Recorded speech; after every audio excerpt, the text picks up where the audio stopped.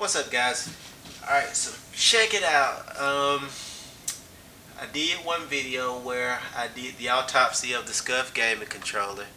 I did another video where I actually broke the Scuff gaming controller apart.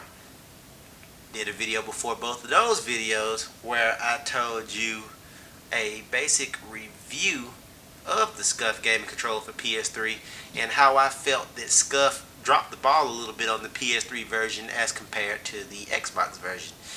And let me recap that by saying the reason I feel that way is because I think that the PS3 controller was kind of a hindsight thing. It was just a way for them to make money.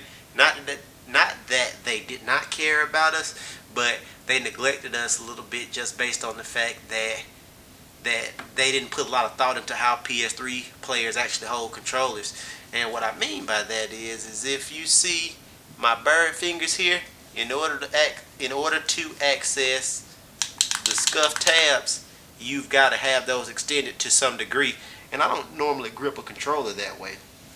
One other thing is, as you notice, my Scuff seal of approval is still kicking and fully intact after that breakdown. So I just wanted to let you guys know that, just in case I ever do decide to think I'm bad enough to go to a tournament. Not. But as I was saying, you have to hold it like this, and that's just not realistic, on tack reverse, because that's just not really comfortable. Your fingers kind of extended, and I got pretty long hands. I don't have like little small hands. I have pretty long hands, but that's just not very comfortable. And what's not comfortable, you have to do a lot of muscle memory and practice to get used to, and I just don't think you should have to do that. Excuse me. I don't think you should have to do that in order to make a controller work, particularly one that you spent a fortune on, a small fortune on for most people, and that's over $100 for this controller, which is nothing more than a glorified button relocation system. And if you watch my autopsy of the Scuff controller video, you'll see why I say that. Now, here is Scuff's version. It's got the no slow turn, which is just a gimmick under most circumstances, unless you have some build up inside your controller where your analog stick is, and you've got the paddles to knife and jump on the left side. Now, after looking at it and taking the knowledge I already had, I made my own version of the Scuff, and I think it's a lot better, and it's cool because here are the rumble packs that were inside this controller, so it's incredibly light, which is one plus. As you can see here, and I actually modified the frame. Oh, I'm so sorry, guys. Excuse me. In order to put the bigger buttons in, and you'll see what I'm talking about in a second. But yeah, here's my version of the Scuff controller. And as you can see, I have located my knifing and my jumping buttons on the inside shoulders where you would actually normally hold the controller.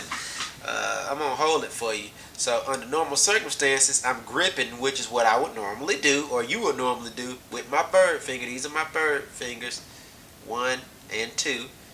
And let me get in the camera. And I'm actually gripping, and I can hit those buttons really fast, and it's comfortable. I can just rest my fingers on them until I'm ready to hit. If I need to panic knife, oh, panic knife. Oh, jump, panic knife. Oh, jump, drop shot, panic knife, shoot, whatever. And it works so much better for me, and I think it will for you too, if you want to try this mod. And it was really nothing more than a button relocation, and I lost the paddles in favor of just larger scale. Let me zoom in favor of these larger buttons here, and they work pretty good. I will at some point soon put up some gameplay using my controller with my version of the Scuff, if you will. I've also, so nobody thinks I'm missing anything, Igor's. Got that piece of metal in there I told you about to have that L2R2 depressed slightly so that I have a faster trigger pull. So I've got all the bells and whistles of the actual scuff. I just don't actually have the certified sticker, and I went with a big button system instead of the paddles. So let me give you a comparison.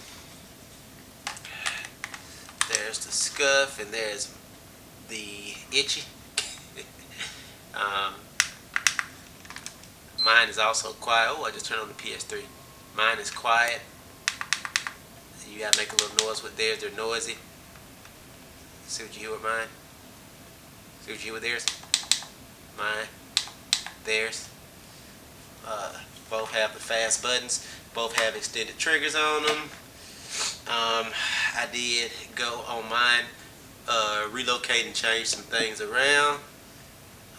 I went here and I put my concave button, analog, clear analog that is, on the left side for moving around because, as most people say, it is better there, and I put my more accurate pinpoint convex on my aiming side. And then on top of that, I'm adding my control freak, which, by the way, I should be getting a new set in tomorrow. What's the shorter versions, the CQCs or whatever you call them. But I'll review those and show you what I think of those too.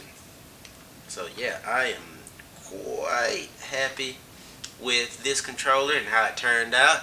As you can see, it does fully function. Let's push it and get you. And just so you guys know, I didn't tear up my scuff controller. Let's turn him on too. And as you can see, it's connected to number 2. My version of the scuff is connected to number 1. Both work. Both look great. That's all I got, guys. Subscribe. My version of the scuff versus the actual scuff. And in my opinion, I win because I mod controllers.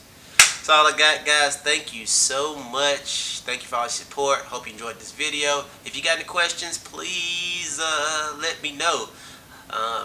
If I get 1,000 likes on this video, I just threw that number out, I will show you exactly how to make your own version of the scuff as well, step by step, probably in like 4 parts. That's all I got. Peace.